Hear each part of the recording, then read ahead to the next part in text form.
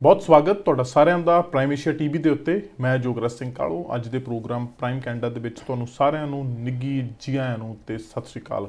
ਅੱਜ ਪ੍ਰੋਗਰਾਮ ਦੇ ਵਿੱਚ ਕਾਫੀ ਖਬਰਾਂ ਨੇ ਜਿਹੜੀਆਂ ਤੁਹਾਡੇ ਨਾਲ ਸਾਂਝੀਆਂ ਕਰਨੀਆਂ ਨੇ। ਯੂਐਸ ਦੇ ਵਿੱਚ ਵੋਟਾਂ ਦਾ ਦਿਨ ਕਿਵੇਂ ਰਿਹਾ, ਉਸ ਤੋਂ ਬਾਅਦ ਹੁਣ ਆਉਣ ਵਾਲੇ ਸਮੇਂ ਦੇ ਹਾਲਾਤ ਕੀ ਹੋਣਗੇ, ਕੈਨੇਡਾ ਦੇ ਨਾਲ ਅਮਰੀਕਾ ਦੇ ਰਿਲੇਸ਼ਨਸ ਨੂੰ ਲੈ ਕੇ ਇਸ ਵੋਟਿੰਗ ਤੋਂ ਬਾਅਦ ਕੀ ਅਸਰ ਪਵੇਗਾ, ਆਖਿਰਕਾਰ ਡਿਫਰੈਂਸ ਕੀ ਵੇਖਣ ਨੂੰ ਮਿਲੇਗਾ।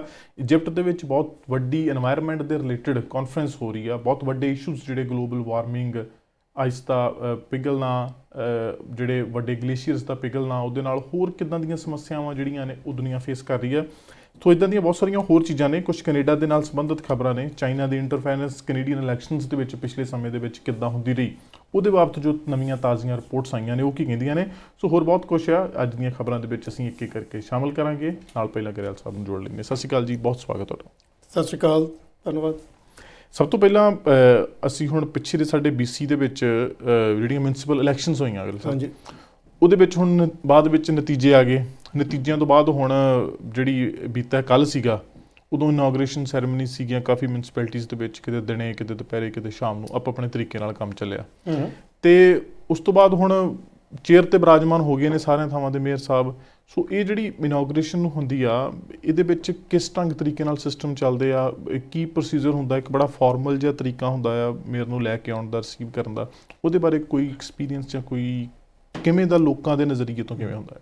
ਦੇਖੋ, ਲੋਕਾਂ ਦੇ ਨਜ਼ਰੀਏ ਤੋਂ ਇਹ ਹੈ ਕਿ ਜਦੋਂ ਇਲੈਕਸ਼ਨ ਤੋਂ ਬਾਅਦ ਰਿਜ਼ਲਟ ਆਉਂਦਾ, ਰਿਜ਼ਲਟ ਤੋਂ ਬਾਅਦ ਅਹੁਦੇ ਦੇ ਉੱਪਰ, ਚੇਅਰ ਦੇ ਉੱਪਰ ਬੈਠ ਕੇ ਕੰਮ ਕਾਰਜਕਾਰੀ ਸਾਰੀ ਸ਼ੁਰੂ ਕਰਨੀ ਹੈ। ਉਸ ਅਹੁਦੇ ਦੀ ਜੋ ਰਿਸਪੌਂਸਿਬਿਲਟੀ ਹੈ ਤੇ ਉਹਦੇ ਲਈ ਇਨਾਗੂਰੇਸ਼ਨ ਹੁੰਦੀ ਹੈ। ਇਨਾਗੂਰੇਸ਼ਨ ਤੋਂ ਬਾਅਦ ਫਿਰ ਕੰਮ ਸ਼ੁਰੂ ਹੋ ਜਾਂਦਾ। ਸੋ ਪਹਿਲਾਂ ਤਾਂ ਇਲੈਕਸ਼ਨ ਤੋਂ ਬਾਅਦ ਮੇਅਰ ਡੈਜ਼ਿਗਨੇਟ, ਫਿਰ ਜਦੋਂ ਸਹੁੰ ਚੁੱਕ ਲੈਂਦੇ ਨੇ ਫਿਰ ਮੇਅਰ ਬਣ ਜਾਂਦੇ ਨੇ ਜਾਂ ਕਾਉਂਸਲਰ ਬਣ ਜਾਂਦੇ ਨੇ ਵਗੈਰਾ ਵਗੈਰਾ। ਤੇ ਸਰੀ ਦੇ ਵਿੱਚ ਹੁਣ ਜਿਹੜੇ ਨਵੇਂ ਮੇਅਰ ਬਣੇ ਨੇ, ਬ੍ਰੈਂਡਾ ਲੌਕ, ਉਹਨਾਂ ਦੀ ਤਾਜਪੋਸ਼ੀ ਸੀ। ਤੇ ਉਹਦੇ ਵਿੱਚ ਉਹਨਾਂ ਨੇ ਬੇਸਿਕਲੀ 3 ਚੀਜ਼ਾਂ ਕਹੀਆਂ ਨੇ। ਇੱਕ ਤਾਂ ਜੋ ਉਹਨਾਂ ਦੇ ਕੈਂਪੇਨ ਦਾ ਮੇਨ ਮੁੱਦਾ ਸੀ ਕਿ ਸਰੀ ਦੇ ਵਿੱਚ RCMP ਰੱਖਣਗੇ। ਸੋ ਉਹਦੀ ਰੀਇਨਫੋਰਸਮੈਂਟ ਕੀਤੀ ਹੈ ਆਪਣੇ ਏਜੰਡੇ ਦੀ ਕਿ ਸਰੀ ਦੇ ਵਿੱਚ RCMP ਕੰਟੀਨਿਊ ਕਰੇਗੀ। ਇਸ ਤੋਂ ਬਿਨਾਂ ਕਿ ਪਬਲਿਕ ਦੀ ਇਨਵੋਲਵਮੈਂਟ, ਜਦੋਂ ਇਨਪੁਟ ਲੈਣਾ ਹੁੰਦਾ ਪਬਲਿਕ ਤੋਂ ਬਜਟ ਬਣਾਉਣ ਦੇ ਲਈ, ਉਹਦੇ ਲਈ ਉਹਨਾਂ ਨੇ ਐਮਫੇਸਾਈਜ਼ ਕੀਤਾ ਕਿ ਜਦੋਂ ਸਰੀ ਦਾ ਬਜਟ ਬਣੇਗਾ, ਖਰਚੇ ਕਿੱਥੋਂ ਵਧਾਉਣੇ ਨੇ, ਟੈਕਸ ਵਧਾਉਣੇ ਆ, ਘਟਾਉਣੇ ਨੇ, ਤੇ ਹੋਰ ਕਿੱਥੇ ਕਿਹੜੇ ਪ੍ਰੋਜੈਕਟ ਚਾਲੂ ਕਰਨੇ ਨੇ, ਉਹਨਾਂ ਦੇ ਲਈ ਪਬਲਿਕ ਦਾ ਇਨਪੁਟ ਜ਼ਰੂਰੀ ਹੈ। ਸੋ ਲੈਣਗੇ। ਸੋ ਲੋਕ ਅੰਦਰ ਨਾਲ ਬਿਠਾਏ ਜਾਣਗੇ, ਲੋਕਾਂ ਤੋਂ ਇਨਪੁਟ ਲਿਆ ਜਾਏਗਾ, ਮਸ਼ਵਰਾ ਲਿਆ ਜਾਊ। ਹਾਂਜੀ, ਕਿਸ ਤਰ੍ਹਾਂ ਲੈਂਦੇ ਨੇ, ਕੀ ਉਹ ਸੋਸ਼ਲ ਮੀਡੀਆ ਦੇ ਥਰੂ ਲੈਂਦੇ ਨੇ ਜਾਂ ਟਾਊਨ ਹਾਲ ਮੀਟਿੰਗਸ ਕਰਨਗੇ, ਇਹ ਸਮਾਂ ਦੱਸੇਗਾ।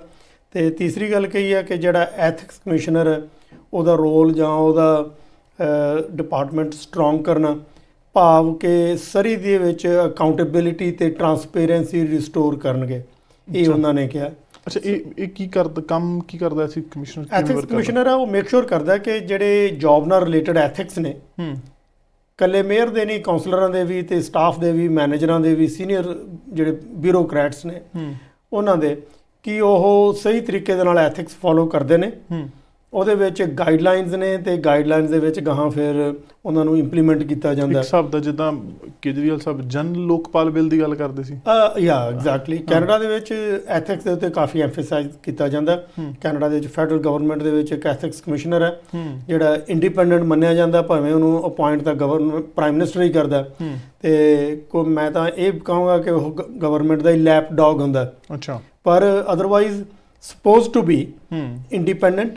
ਤੇ ਚਾਹੇ ਪ੍ਰਾਈਮ ਮਿਨਿਸਟਰ ਨੇ ਗਿਫਟ ਲਏ ਨੇ, ਚਾਹੇ ਕਿਸੇ ਮੇਅਰ ਨੇ ਗਿਫਟ ਲਏ ਨੇ, ਉਹਨਾਂ ਨੂੰ ਚੀਜ਼ਾਂ ਨੂੰ ਦੇਖਣ ਦੇ ਲਈ, ਕਰਪਸ਼ਨ ਨੂੰ ਰੋਕਣ ਦੇ ਲਈ ਐਥਿਕਸ ਕਮਿਸ਼ਨਰ ਦਾ ਰੋਲ ਸਿਗਨੀਫੀਕੈਂਟ ਹੁੰਦਾ। ਕਿਸ ਤੋਂ ਪਹਿਲਾਂ ਨਹੀਂ ਸੀ ਹੈਗਾ ਇੱਥੇ? ਨਾਟ ਟੂ ਮਾਈ ਨੌਲੇਜ, ਮੇਰਾ ਖਿਆਲ ਹੈ ਕਿ ਨਹੀਂ ਸੀ। ਜੇ ਸੀ ਤਾਂ ਵੈਲ ਪ੍ਰੋਨਾਊਂਸਡ ਉਹਦਾ ਰੋਲ ਨਹੀਂ ਸੀ। ਬਿਲਕੁਲ, ਕਿਉਂਕਿ ਇਹ ਨਵਾਂ ਹੀ ਅਨਾਉਂਸ ਕੀਤਾ ਇਸ ਢੰਗ ਤਰੀਕੇ ਨਾਲ। ਬਾਕੀ ਚਲੋ ਹੁਣ ਆਉਣ ਵਾਲੇ ਦਿਨਾਂ 'ਚ ਜੋ ਵੀ ਕੰਮਕਾਜ ਹੋਣਗੇ, ਪਰ RCMP ਵਾਲੇ ਮਸਲੇ ਤੇ ਬਹੁਤ ਠੋਕ ਵਜਾ ਕੇ ਆਪਣਾ ਸਟੈਂਡ ਉਵੇਂ ਰੱਖਿਆ। ਕਿਤੇ ਕੁਝ ਲੋਕਾਂ ਨੂੰ ਕਿਆਸ ਸੀਗਾ ਨਾ ਕਿ ਭਈ ਜਦੋਂ ਹੁਣ ਵੋਟਾਂ ਹੋ ਗਈਆਂ ਫਿਰ ਸ਼ਾਇਦ ਥੋੜ੍ਹੇ ਜਿਹੇ ਇਸ ਢੰਗ ਤਰੀਕੇ ਨਾਲ ਚੱਲਣ, ਪਰ ਹਾਲੇ ਤੱਕ ਸਟਰੋਂਗ ਚੱਲੇ ਨੇ। ਹਾਂ, ਬੀਅਰ ਕ੍ਰੀਕ ਵਾਲੇ ਮਸਲੇ ਦੇ ਉੱਤੇ ਕੋਈ ਗੱਲਬਾਤ ਨਹੀਂ ਹੋਈ। ਜੋ 84 ਐਵਨਿਊ ਦੇ ਨਿਰਮਾਣ ਨੂੰ ਲੈ ਕੇ ਵੀ ਆਪਣੀ ਵੋਟਿੰਗ ਕੰਪੇਨ ਦੇ ਵਿੱਚ ਗੱਲਬਾਤ ਆਖੀ ਸੀ, ਉਹਦੇ ਉੱਤੇ ਕੋਈ ਚਰਚਾ ਅਜਿਹੀ ਸਾਹਮਣੇ ਨਹੀਂ ਆਈ। ਖੈਰ ਉਹਦਾ ਕੰਮਕਾਜ ਜਿਹੜਾ ਉਹ ਚੱਲਦਾ ਪਿਆ ਤੇ ਲੱਗਦਾ ਆਉਣ ਵਾਲੇ ਦਿਨਾਂ 'ਚ ਸ਼ੁਰੂ ਹੋਏਗੀ। ਹਾਂਜੀ, ਮੇ ਬੀ, ਪਰ ਜਿਹੜਾ ਪ੍ਰੋਜੈਕਟ ਆਲਰੇਡੀ ਸੜਕਾਂ ਬਣ ਗਈਆਂ, ਸੜਕਾਂ ਨੂੰ ਢਾਹ ਕੇ ਦੁਬਾਰਾ ਪਾਰਕ ਬਣਾਉਣਾ ਇੱਕ ਮੂਰਖਤਾ ਹੀ ਹੋਏਗੀ ਜੀ। ਸੋ ਇਸ ਤਰ੍ਹਾਂ ਦਾ ਸਟੈਪ ਤਾਂ ਐਕਸਪੈਕਟ ਨਹੀਂ ਕੀਤਾ ਜਾਂਦਾ ਤੇ ਪਰ ਸ਼ੁਰੂ ਹੋਣ ਤੋਂ ਪਹਿਲਾਂ ਉਹਨਾਂ ਨੇ ਕਿੰਤੂ ਪ੍ਰੰਤੂ ਕਰਨੇ ਉਹ ਵਾਜਬ ਸੀ। ਉਸ ਤੋਂ ਬਾਅਦ ਜਦੋਂ ਪ੍ਰੋਜੈਕਟ ਆਲਮੋਸਟ ਫਿਨਿਸ਼ ਹੋਣ ਵਾਲਾ ਤਾਂ ਉਹਨੂੰ ਅਨਡੂ ਕਰਨਾ ਤਾਂ ਇੰਪੋਸੀਬਲ ਹੈ। ਬਿਲਕੁਲ ਠੀਕ ਹੈ ਜੀ। ਅੱਛਾ, ਇੱਕ ਹੋਰ ਗੱਲ ਆਪਾਂ ਕਰਨੀ ਨਾਲ ਕੈਨੇਡਾ ਦੇ ਨਾਲ ਵੀ ਰਲਦੀ ਮਿਲਦੀ ਹੈ, ਕਿਉਂਕਿ ਹੁਣ ਮੌਸਮ ਬਦਲ ਗਿਆ। ਹਾਂਜੀ, ਕਿੱਥੇ ਜੰਗਲੀ ਅੱਗਾਂ ਦੀਆਂ ਖਬਰਾਂ ਸੁਣ ਰਹੇ ਸਾਂ ਵੀ ਬਈ ਅੱਗਾਂ ਲੱਗ ਗਈਆਂ, ਉਹਦੇ ਕਰਕੇ ਇਸ ਢੰਗ ਤਰੀਕੇ ਨਾਲ ਪ੍ਰਭਾਵਿਤ ਹੋ ਗਿਆ, ਸੜਕਾਂ ਰੁਕ ਗਈਆਂ, ਸ਼ਹਿਰ ਜਿਹੜੇ ਉਹ ਸੜ ਗਏ, ਰੇਲ ਯਾਤਰਾ ਰੁਕ ਗਈ, ਹਵਾਈ ਯਾਤਰਾ 'ਤੇ ਫਰਕ ਪਿਆ। ਪਰ ਹੁਣ ਬਰਫ਼ਾਂ ਨੇ ਉਹ ਕੰਮ ਕਰਨਾ ਸ਼ੁਰੂ ਕਰ ਦੇਣਾ, ਹੁਣ ਸਨੋਫਾਲ ਹੋਣੀ ਸ਼ੁਰੂ ਹੋ ਗਈ ਹੈ, ਹੁਣ ਆਸੇ-ਪਾਸੇ ਮਾਊਂਟੇਨਸ 'ਤੇ ਲੱਭਣ ਲੱਗ ਗਈ ਆ। ਪਰ ਫਿਰ ਵੀ ਜੇ ਕੁੱਲ ਮਿਲਾ ਕੇ ਹਿਸਾਬ ਜਿਹਾ ਲਾਉਣਾ ਹੋਏ ਇਸ ਸਮਰ ਦਾ ਕਿ ਕਿੰਨਾ ਕੁ ਨੁਕਸਾਨ ਇਸ ਵਾਰੀ ਜਿਹੜਾ ਆ ਉਹ ਜੰਗਲੀ ਅੱਗਾਂ ਦੇ ਨਾਲ ਹੋਇਆ, ਕਿਉਂਕਿ ਹਰ ਸਾਲ ਅੰਕੜੇ ਜਿਹੜੇ ਵੱਧਦੇ ਜਾਂਦੇ ਨੇ, ਇਸ ਵਾਰੀ ਕੀ ਰਿਪੋਰਟ? ਦੇਖੋ, ਇਹ ਸਥਿਤੀ ਜਿਹੜੀ ਅੱਗਾਂ ਦੀ ਇਹ ਇੱਕ ਬੜਾ ਵੱਡਾ ਡੇਂਜਰ ਸੀ। ਪ੍ਰੋਪਰਟੀ ਲਾਸ, এনवायरमेंट ਨੂੰ ਨੁਕਸਾਨ, ਵਾਈਲਡ ਲਾਈਫ ਦਾ ਨੁਕਸਾਨ ਤੇ ਜਿਹੜੇ ਪਿਛਲੇ ਸਾਲ ਦੇ ਵਿੱਚ ਜਾਂ ਪਿਛਲੇ ਸਾਲਾਂ ਦੇ ਵਿੱਚ ਕਾਫੀ ਨੁਕਸਾਨ ਹੋਇਆ। ਲੇਟਨ ਸ਼ਹਿਰ ਜਲ ਕੇ ਸੁਆਹ ਹੋ ਗਿਆ, 2 ਵਿਅਕਤੀਆਂ ਦੀ ਮੌਤ ਹੋ ਗਈ। ਉਸ ਤੋਂ ਬਾਅਦ ਪਿਛਲੇ ਸਾਲ 70 ਦੇ ਕਰੀਬ ਪ੍ਰਾਪਰਟੀਆਂ ਡਿਸਟਰੋਏ ਹੋਈਆਂ ਤੇ ਆਮ ਤੌਰ ਤੇ ਇਹ ਕਿਹਾ ਜਾਂਦਾ ਹੈ ਕਿ ਜਦੋਂ ਬਰਫ਼ ਪੈਂਦੀ ਹੈ ਤਾਂ ਫਾਇਰ ਸੀਜ਼ਨ ਦਾ ਖਤਮਾ ਹੋ ਜਾਂਦਾ, ਐਂਡ ਹੋ ਜਾਂਦਾ। ਸੋ ਇਸ ਵਾਰੀ ਬਰਫ਼ ਪੈ ਚੁੱਕੀ ਹੈ ਤੇ ਫਾਇਰ ਸੀਜ਼ਨ ਆਲਮੋਸਟ ਫਿਨਿਸ਼ ਹੋ ਚੁੱਕਿਆ। ਇਸ ਵਾਰੀ ਇਹ ਕਿ ਹੈਰਾਨੀ ਦੀ ਗੱਲ ਲੱਭੀ ਹੈ ਕਿ ਵੈਸਟਰਨ ਕੈਨੇਡਾ ਦੇ ਵਿੱਚ, ਖਾਸ ਤੌਰ ਤੇ ਅਲਬਰਟਾ ਤੇ BC ਦੇ ਵਿੱਚ ਨੰਬਰ ਜਿਹੜੇ ਅੱਗਾਂ ਲੱਗਣ ਦੇ ਨੰਬਰਸ ਨੇ ਉਹ ਤਾਂ ਪਹਿਲਾਂ ਨਾਲੋਂ ਵਧੇ ਨੇ। ਇਹ ਮਤਲਬ ਅੱਗਾਂ ਜ਼ਿਆਦਾ ਲੱਗੀਆਂ ਨੇ, ਪਰ ਜਿਹੜੇ ਹੈਕਟੇਅਰਸ ਬਰਨ ਆਊਟ ਹੋਏ ਨੇ ਉਹ ਪਹਿਲਾਂ ਨਾਲੋਂ ਘੱਟ ਹੋਏ ਨੇ। ਜੇ ਮੈਂ ਤੁਹਾਨੂੰ ਫਿਗਰ ਦਿਖਾਵਾਂ ਤਾਂ ਤੁਸੀਂ ਹੈਰਾਨ ਹੋਵੋਗੇ ਕਿ BC ਦੇ ਵਿੱਚ 1274 ਅੱਗਾਂ ਲੱਗੀਆਂ ਨੇ ਤੇ ਜਿਹੜੀ ਕਿ ਐਵਰੇਜ ਆ ਪੁਰਾਣੀ ਉਹ 1746 ਆ। ਤੇ ਇਸ ਵਾਰੀ 1,33,000 ਹੈਕਟੇਅਰ ਬਰਨ ਹੋਏ ਨੇ, ਜਦ ਕਿ ਐਵਰੇਜ 6,86,000 ਦੇ ਕਰੀਬ ਹੈ। ਇੰਨਾ ਘੱਟ? ਹਾਂਜੀ। ਅਲਬਰਟਾ ਦੇ ਵਿੱਚ 1235 ਅੱਗਾਂ ਲੱਗੀਆਂ ਨੇ, ਜਿਹੜੀਆਂ ਕਿ 5 ਸਾਲਾਂ ਦੀ ਐਵਰੇਜ 1035 ਰਹੀ ਹੈ ਤੇ ਜਿਹੜੀਆਂ ਨੁਕਸਾਨ ਹੋਇਆ 1,53,000 ਹੈਕਟੇਅਰਸ ਦਾ। ਅੱਛਾ, ਏਕੜਸ ਨਹੀਂ, ਹੈਕਟੇਅਰਸ। ਤੇ ਐਵਰੇਜ ਜਿਹੜੀ ਆ ਉਹ 2,08,000 ਦੇ ਕਰੀਬ ਰਹੀ ਹੈ। ਅੱਛਾ ਜੀ। 2019 ਦੇ ਵਿੱਚ 8 ਲੱਖ ਹੈਕਟੇਅਰ ਜਲੇ ਸੀ ਅੱਗਾਂ ਦੇ ਥੱਲੇ। ਸਸਕੈਚੁਆਨ ਦੇ ਵਿੱਚ 433 ਅੱਗਾਂ ਲੱਗੀਆਂ ਨੇ, ਯੂਕੋਨ ਦੇ ਵਿੱਚ 276, ਨਾਰਥ ਵੈਸਟਰਨ ਟੈਰੀਟਰੀ 'ਚ 257, ਜਿਹੜੀਆਂ ਕਿ ਇਹਨਾਂ ਤਿੰਨਾਂ ਪ੍ਰੋਵਿੰਸਾਂ 'ਚ ਐਵਰੇਜ ਨਾਲੋਂ ਵੱਧ ਲੱਗੀਆਂ ਨੇ। ਐਵਰੇਜ ਨਾਲੋਂ ਘੱਟ ਲੱਗੀਆਂ ਨੇ। ਹਾਂਜੀ। ਤੇ ਹੈਕਟੇਅਰਸ ਨੇ ਜਿਹੜੇ ਉਹ ਐਵਰੇਜ ਦੇ ਨਾਲੋਂ ਸਸਕੈਚੁਆਨ 'ਚ ਇਸ ਵਾਰੀ ਜ਼ਿਆਦਾ ਜਲੇ ਨੇ ਤੇ ਨਾਰਥ ਵੈਸਟਰਨ ਟੈਰੀਟਰੀ 'ਚ ਵੀ ਐਵਰੇਜ ਨਾਲੋਂ ਆਲਮੋਸਟ 3 ਗੁਣਾ ਜ਼ਿਆਦਾ ਜਲੇ ਨੇ ਇਸ ਵਾਰੀ। ਸੋ ਜਿਹੜੀਆਂ ਅੱਗਾਂ ਲੱਗੀਆਂ ਨੇ, ਫਾਰ ਐਗਜ਼ਾਮਪਲ ਐਡਮਿੰਟਨ ਦੇ ਵਿੱਚ ਇਸ ਵਾਰੀ ਮੀਂਹ ਬਹੁਤ ਪਿਆ ਆਮ ਟਾਈਮ ਦੇ ਨਾਲ। ਜਾਂ ਮੈਨੂੰ ਇੱਕ ਸਟੈਪ ਪਿੱਛੇ ਜਾਣ ਦਿਓ ਕਿ ਜਦੋਂ ਜਨਵਰੀ ਤੱਕ ਮੀਂਹ ਪੈਂਦੇ ਨੇ ਜਾਂ ਜਨਵਰੀ ਦੇ ਵਿੱਚ ਮੀਂਹ ਪੈਂਦੇ ਨੇ ਤਾਂ ਉਦੋਂ ਬਾਅਦ ਇਹ ਮੰਨਿਆ ਜਾਂਦਾ ਕਿ ਸ਼ਾਇਦ ਅੱਗਾਂ ਘੱਟ ਲੱਗਣ, ਪਰ ਇਸ ਵਾਰੀ ਜੂਨ ਤੋਂ ਬਾਅਦ ਡਰਾਈ ਸੀਜ਼ਨ ਕਾਫੀ ਰਿਹਾ। ਅਕਤੂਬਰ ਡਰਾਈਐਸਟ ਸੀਜ਼ਨ ਰਿਹਾ ਤੇ ਅੱਗਾਂ ਜ਼ਿਆਦਾ ਲੱਗਣੀਆਂ ਐਕਸਪੈਕਟਡ ਸੀ, ਪਰ ਕੰਪੈਰੀਟਿਵਲੀ ਕੰਟਰੋਲ ਬੈਟਰ ਰਿਹਾ।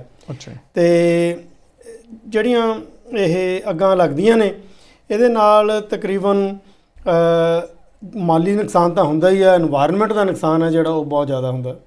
ਬਿਲਕੁਲ ਠੀਕ। ਅੱਛਾ, ਅਗਲੀ ਗੱਲ ਜਿਹੜੀ ਆਪਾਂ ਕਰਨੀ ਆ ਉਹ ਕੈਨੇਡੀਅਨ ਇਲੈਕਸ਼ਨਸ ਦੇ ਨਾਲ ਰਿਲੇਟਡ ਆ, ਸਬੰਧ ਇਹਦਾ ਚਾਈਨਾ ਦੇ ਨਾਲ ਜੁੜਦਾ। ਹੁਣ ਕੈਨੇਡਾ ਦੇ ਵਿੱਚ ਪਿਛਲੀਆਂ ਫੈਡਰਲ ਇਲੈਕਸ਼ਨਾਂ ਦੇ ਵਿੱਚ ਜੋ ਖਬਰ ਮੁਤਾਬਿਕ ਸਾਹਮਣੇ ਆ ਰਹੀ ਗੱਲ ਕਿ ਚਾਈਨਾ ਨੇ ਕਾਫੀ ਹੱਦ ਤੱਕ ਇੰਟਰਫੇਅਰ ਕੀਤਾ। ਚਾਈਨਾ ਨੇ ਪੈਸੇ ਤੱਕ ਆਫਰ ਕੀਤੇ, 1 ਨਹੀਂ 2 ਨਹੀਂ, ਕਈ ਜਾਣਿਆਂ ਨੂੰ ਕੀਤੇ। ਗਿਣਤੀ ਦਰਜਨ ਦੇ ਥੋੜੀ ਜਿਹੀ ਘੱਟ ਹੈ ਪਰ ਕਰੀਬ ਚਲੇ ਜਾਂਦੀ ਆ। ਇਹ ਕੀ ਆਫਰ ਹੋਏ, ਕਿੱਥੋਂ ਆਫਰ ਹੋਏ ਤੇ ਉਹਦਾ ਕੀ ਨਤੀਜਾ ਨਿਕਲਿਆ? ਦੇਖੋ, ਕੈਨੇਡਾ ਦੀ ਸਿਕਿਉਰਿਟੀ ਏਜੰਸੀ ਸੀਸਸ ਉਹਨਾਂ ਨੇ ਇਨਫੋਰਮੇਸ਼ਨ ਰਿਲੀਜ਼ ਕੀਤੀ ਹੈ ਕਿ 2019 ਦੀਆਂ ਇਲੈਕਸ਼ਨਾਂ ਦੇ ਵਿੱਚ 11 ਫੈਡਰਲ ਕੈਂਡੀਡੇਟਾਂ ਨੂੰ ਤਕਰੀਬਨ $2.5 ਲੱਖ ਚਾਈਨੀਜ਼ ਗਵਰਨਮੈਂਟ ਦੇ ਥਰੂ ਉਹਨਾਂ ਨੇ ਅਲੈਜ ਕੀਤਾ ਕਿ ਚਾਈਨੀਜ਼ ਗਵਰਨਮੈਂਟ ਦੇ ਵੱਲੋਂ ਇੰਟਰਮੀਡੀਏਟ ਦੇ ਥਰੂ ਤੇ ਪਲੱਸ ਚਾਈਨਾ ਦਾ ਜਿਹੜਾ ਟੋਰਾਂਟੋ ਦੇ ਵਿੱਚ ਕੌਂਸੂਲੇਟ ਆਫਿਸ ਆ ਉਹਨਾਂ ਦੇ ਥਰੂ, ਇੱਕ ਲਾਅ ਫਰਮ ਦੇ ਥਰੂ ਦਿੱਤੇ ਗਏ ਪੈਸੇ। ਅੱਛਾ। ਇਹਦੇ ਵਿੱਚ ਇਹ ਵੀ ਕਿਹਾ ਗਿਆ ਕਿ MPP ਵੀ ਇਨਵੋਲਡ ਹੈ ਓਨਟਾਰੀਓ ਦਾ। ਓਕੇ।